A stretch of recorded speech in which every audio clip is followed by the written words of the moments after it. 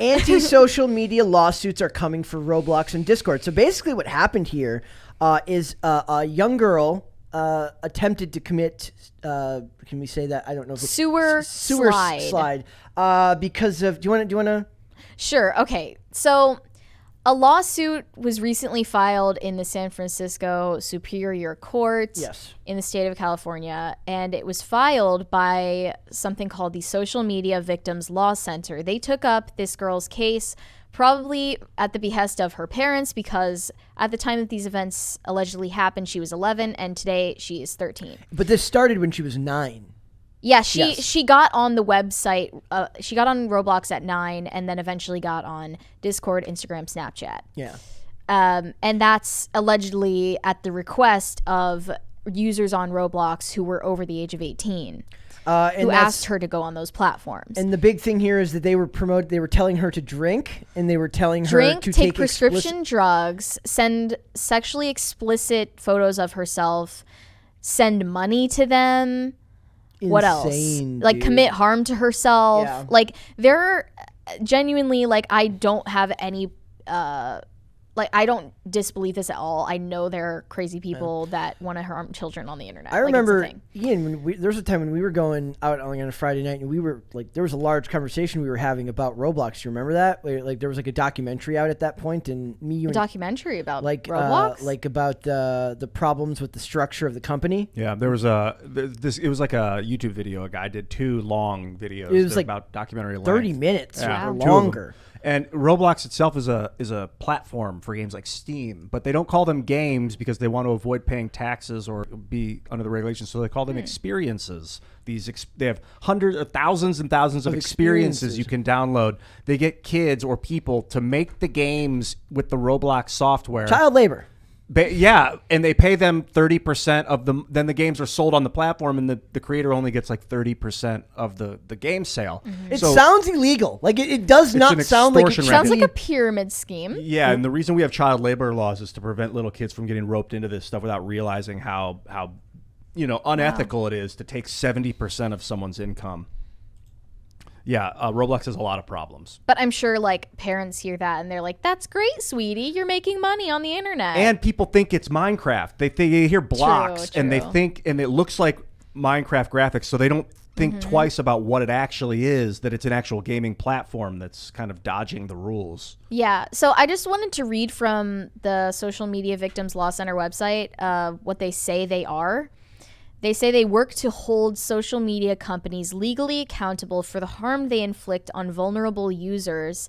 They seek to apply principles of product liability to force social media companies to elevate consumer safety to the forefront of their economic analysis and design safer platforms that protect users from foreseeable harm. I love corporate speak when they say so much and so little all at the same time. I think they're using a lot of legalese to rope in parents mainly who don't understand the internet and the risks that are involved in letting your kids have unsupervised access to the internet, which is clearly what happened in the situation of this alleged victim.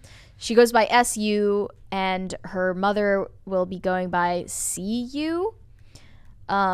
They wanted to remain anonymous for obvious reasons. I'm picturing Roblox assassins out there. So it says that someone on Roblox over the age of 18 contacted this girl over direct message on the platform. So Roblox has a direct messaging capability, and they don't verify users' ages. So adults can message children back and forth.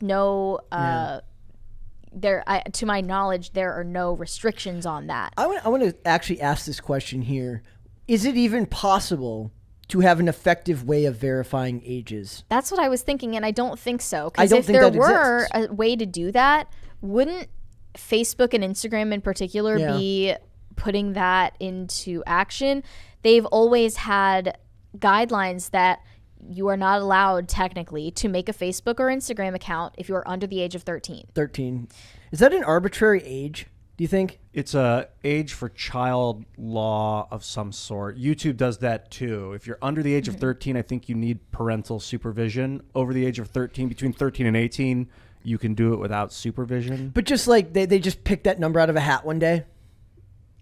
They're like, it's better I mean, you kind of have to at some Yeah. point. When the legal liability comes into play, you have to do your best guesswork to avoid liability, right? And this stuff happened. I mean, it's not like there wasn't for 2 decades prior porn sites that said, "Do not enter if you are under the age of 18," as if nobody. And there's under no the age of actual 18 enforcement. No way of to- that. no There's way no at all. mechanism to enforce that. And if there were one that existed, it would be in use, right? Yep. So they're blaming Roblox for essentially not protecting their underage users from these foreseeable risks. They said, but for Roblox's marketing to children, SU would not have been exposed to defendant Roblox's inherently dangerous and defective features. But for Roblox's marketing to children representations of safety and failure to warn of harms known to Roblox and arising from its direct message products and capabilities, SU would not have been exposed to Roblox's inherently dangerous and defective features. So how is And this then they also went on to explain the same for Discord. Yeah. And that they also have dangerous and defective features and misleading safety requirements It's like on their platform. A mom getting their 9-year-old a cell phone and then like trying to sue the cell phone company when the kid gets a text.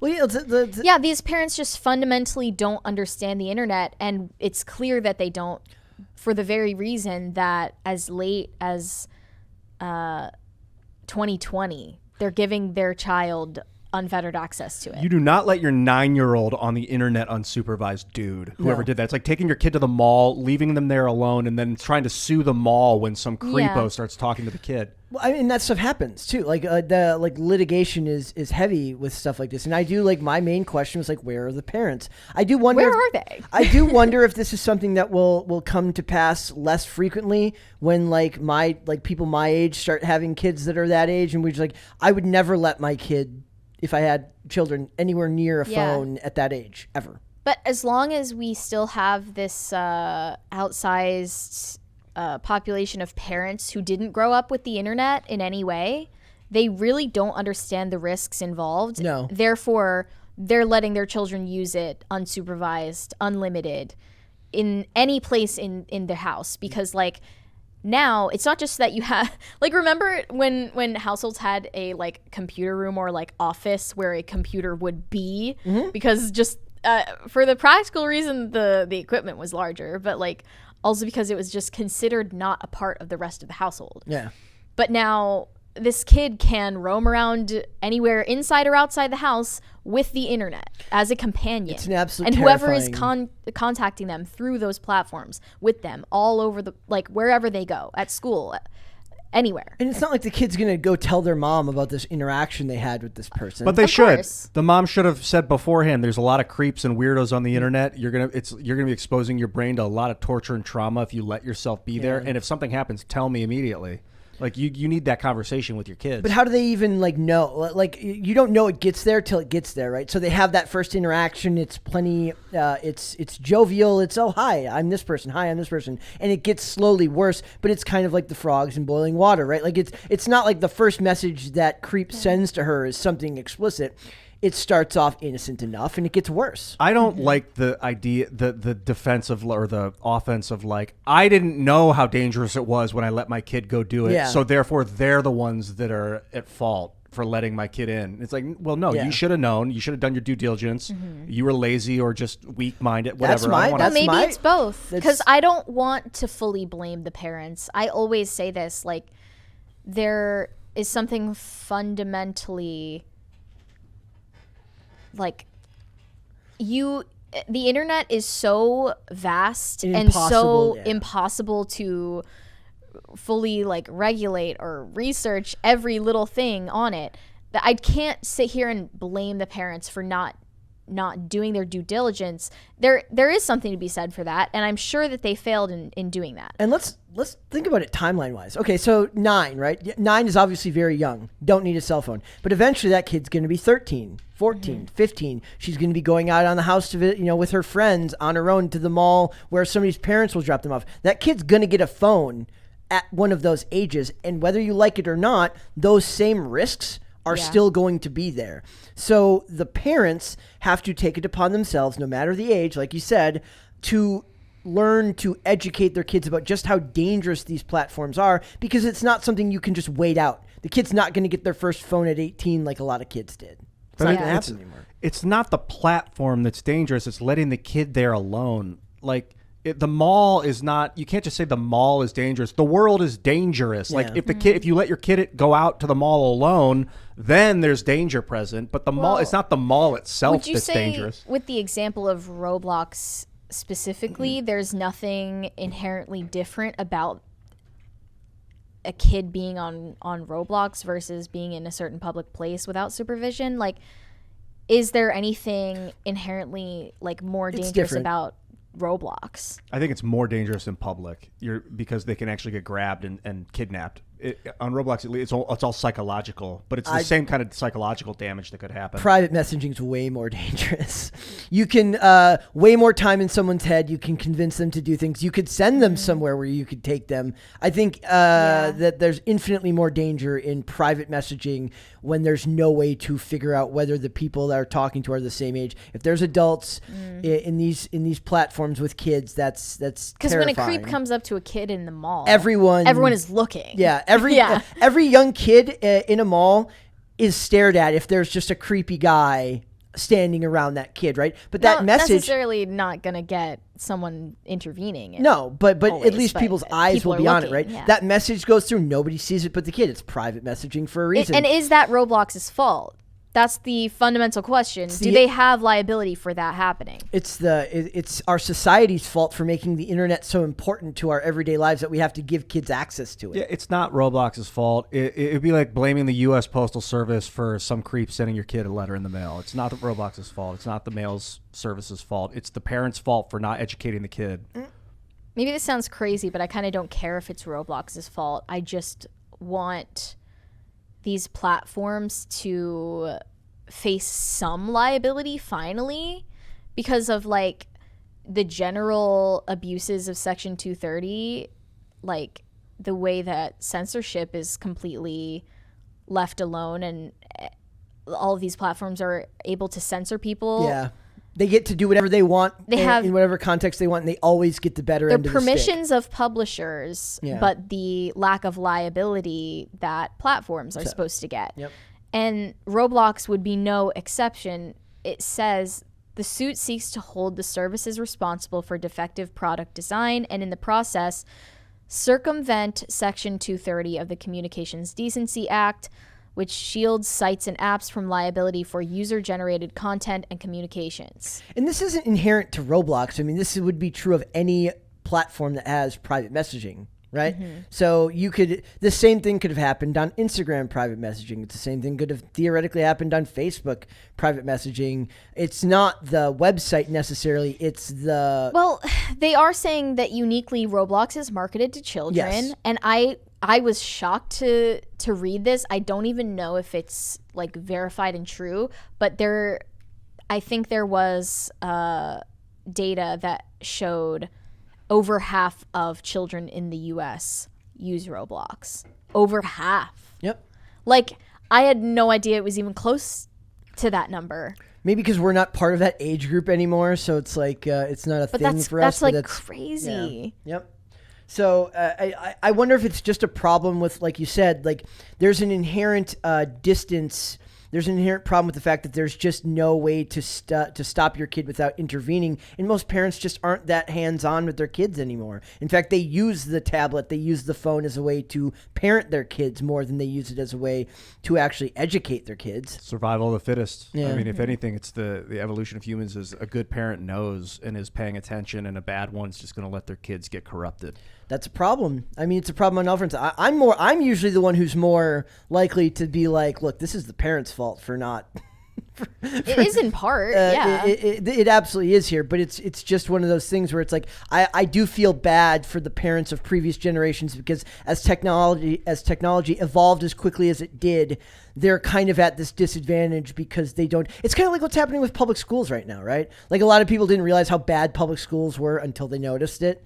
Like now I can't even, I wouldn't even consider putting my kids into public school if I had kids, but so many parents don't know just how bad so many of them are because of it's happening right under their nose. But that doesn't mean it's an excuse for them to be misinformed or to be uninformed. I think the second part of this complaint is a Section 230 complaint or something. Are they actually bringing up the 230 thing? This woman? Yeah. The 230 thing's interesting because I also kind of agree that I don't think that I think that giving these corporations unfettered ability to ban whoever they want and edit and mute whatever they want is dangerous and shouldn't be the case. When a company gets so big like Roblox where half the kids are using it in the country or whatever, that the code should be free. At that point, if Roblox isn't policing their own network, other people should have access to that code so that they can start their own Roblox network and fix their terms so that they actually are policing their network. And then parents will go to the other version where they're actually monitoring it properly or the way that they want it to be monitored.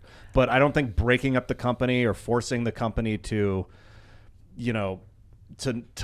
not moderate makes any sense. There's a strong argument there's a strong freedom versus like personal responsibility argument here that's very, very hard to do because it involves children, which is always where people grow to be more protective. You're more likely to hear people that they're okay with censorship. They're okay with vast sweeping government action if it affects children because that hits to the heart of who we are as human beings, right? We want to protect kids.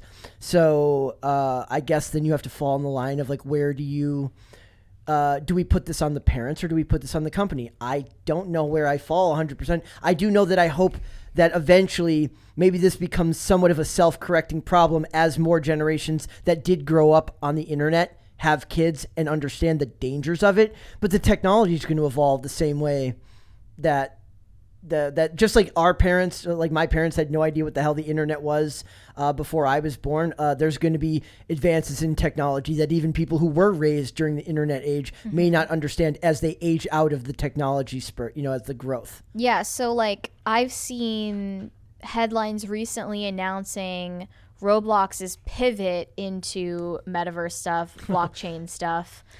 Apparently kids are already being victimized in a giant pyramid scheme on Roblox. Yeah, so much with that. Now it's going to venture into the metaverse and like all of these different cryptocurrencies. Yeah. Like that pivot is something millennial parents are probably not going to understand. I don't even understand it properly. So how are we supposed to deal with that? Here's a scary one. Ivory Hecker did a story the other day where she was talking about how what's happening is like young men and women, like kids are being like catfished online so well nowadays, where they'll be hit up by some person, either in chat or in a messaging service, and they'll convince that person to send them nudes or explicit photos, and then they will use that to extort children. Yeah, that's insane. The world we live in now, I see this going already. Like when you think about like what you as a person might be capable of, and then you remember that there's just people out there that do stuff like that, that should scare the crap out of anyone. There's a really insidious aspect to this that I can't leave unsaid. We see so much scaremongering in the media about video game culture. Yeah. How the most pervasive problems in video game culture are like toxic masculinity, cyberbullying, buzzword, blah, blah, blah, blah, blah. But it's actually real problems like this that fall on deaf ears. Yeah. Completely ignored, and then we have these like directionless lawsuits that have no hope of causing any real change or awareness. And get government grants that give them millions of dollars to study a bunch of dudes online who talk smack. We saw the Department of Homeland Security dedicate $700,000 to researching radicalization in video game culture, like on Steam. But then this stuff is going on. This is left unchecked. Because I it just involved wanted to kids. point that out. Because it involved kids, because they actually are evil. Most You of have these to people. protect kids from making offensive jokes on Xbox Live, Yep. not getting extorted for sexual images of themselves Yep. Yeah, that's a on form of the internet by radicalization. adults. If that happens to a kid, they get extorted, they get a nude taken, then they realize that for years they're indebted to this guy, this creep. Then when they're older, they're going to remember that, and you're at a risk of that kid doing that to some other kid now. Just Because growing up the cycle genuinely of abuse. scarred, because like, Yeah. and they're not, and there's so much shame in that they're not going to want to tell their parents about it. And even if, imagine that happens and you tell your parents, imagine being the father or the mother of a kid who comes to you with that. That's literally a problem that you, who are supposed to be the person that they can come to fix anything when they're young. You can't do anything about that. There's nothing that can be done. The hopelessness that would fall upon the family, not just the child, but on a father who feels helpless now that he can't help his son or his daughter get out of this problem. That's just all of this stuff getting no attention whatsoever because, memes. Because the real problem in video games is that Frostgrin gets special flame for her takes on Red Dead Redemption. Like, we're so far from anything like actually relevant or like helping actually marginalized or helpless people.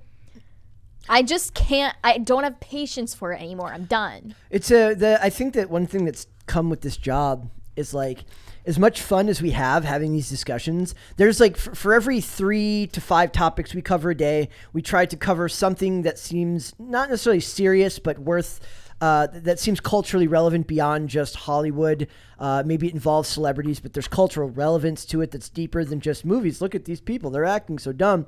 There's 50 stories that we don't cover because it's not really in our purview. It's not in our wheelhouse. And the more you read this stuff every day and you see what they choose to focus on and what gets no attention, it really does kind of weigh on you. And I think that's true of anyone that's as aware of the world as we try to be. It's kind of ahead of our time. It's an early time to have the conversation about Roblox and metaverse slavery, but it'll be within 10 to 20 years. It'll be like mainstream conversation and concern. But that's a long time of just feeling alone in it and surrounded by, like you're saying, like helpless or like fed up. I don't know the word you use is like out of patience because there's other people. Like where's the outcry? Where's the outrage? It's coming in 10 years, but where is it? Like I need it now. The outrage is that Frosk thinks people in the live chat want to sex her. Yes. Like, how dare they? what? How dare they? Or that a video game character's skin tone isn't right. So you need more skin for the different color skins. And you're like, I get it. And but that is meanwhile, not Hollywood's the big like- problem. And meanwhile, Hollywood's like, they're mad because we're making the characters gay and different genders and this and that. And we're over here like, there's other stuff going on that's like actually important. Like, look at David Russell calling Lily Tomlin a C word. Yeah. Don't look at this thing about his niece. Yeah. Look at like sexism in gaming. Don't look at children being like child laborers on Roblox. That's like, actually something that I've become more acutely aware to is like anytime a story gets a very large push, look to what they're not talking about. Because Were you inundated? Because you're young. You're like, what are you? You're in your early 20s right now. I'm 22. So you were like raised on the internet, or you had access to it throughout your youth? Yeah, not like totally unsupervised or she was unlimited. 9 on the internet and there was people Like saying, I was 9 on the internet. I was on like these virtual worlds. Yep. How did you navigate it? I don't know. I mean, I guess it just like made me into kind of a cyberbully myself.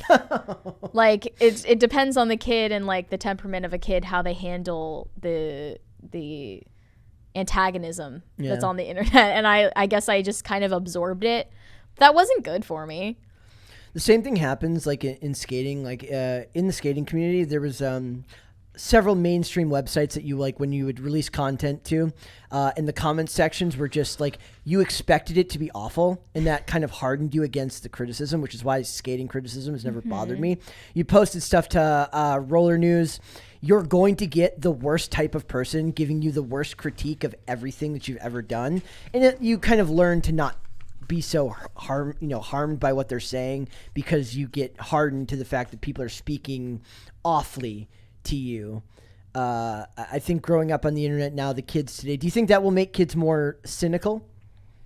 I think they're already like cynical and they feel unsafe in the world because the internet just reflects the worst things in the world, the worst corners of the world. There's this guy who does these he does these quick Instagram videos. They're like promotions. He runs like a carpentry business, and it's like nihilistic carpentry, where he talks about how none of it matters. Yeah, you mentioned this. And he's like, yeah. And then I was thinking about how none of it matters and burn it all down, because capitalism, we're all slaves and addicts to capitalism. And he talks about, he's like, yeah, it doesn't matter because of the climate crisis. And he's like, by the way, buy my products. And like, that's his pitch to everyone, and it works. Like, people like hear it. All the people who are looking at CNN that has their, 'cause it's not effing with you. No. It's like, I'm miserable, you're miserable. Buy my product and be miserable with me. Yeah. Like, that's the future we're headed to. I hate it and love it at the same time. I just hate it. Like, I'm looking for, like, everything that I love is some type of like I live for normie humor. And like, all the people that I've taken to really following on social media are like families of normies that are just living the most regular existence you've ever seen. They're like talking about, oh, my parenting skills and this and that, because I love the not political aspect to it. They're not obsessed with the climate crisis. They're not obsessed with inflation. However important we might find those things, they're just joyously living their lives, doing whatever they're doing. And I'm a sucker for that type of content now. It's like, and it's almost like social media escapism. Does that make sense? Kind of, but I mean, the negativity thing's not like natural. I mean, maybe part of life is obviously naturally negative, but like scaring people into buying your product is not like cool. Well, I think like this one guy has his like one pitch that he does, and it works for this guy. Most companies wouldn't be able to do that. This is a single dude. Well, I mean, the drug industries do. Yeah. Like companies are good at being like, hey, are you okay? If you buy this product, you will be. And it's a great sales tactic, because people that feel helpless are like, they seek consumerism to feel better. Yep. It's a terrible, unethical way to sell products, in my opinion.